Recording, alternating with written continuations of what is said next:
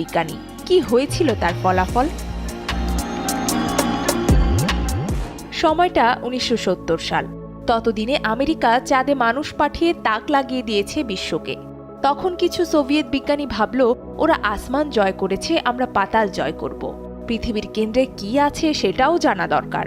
প্রশ্নের উত্তর খুঁজতেই শুরু করলেন এক অদ্ভুত পরীক্ষা।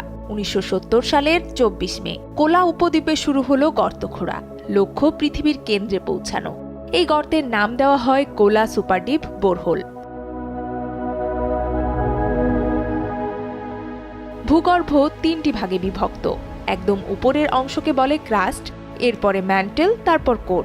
সোভিয়েত বিজ্ঞানীদের প্ল্যান ছিল যতদূর গর্ত খুঁড়ে যাওয়া যায় ততদূরই যাবেন, এরপর যা হয় হবে।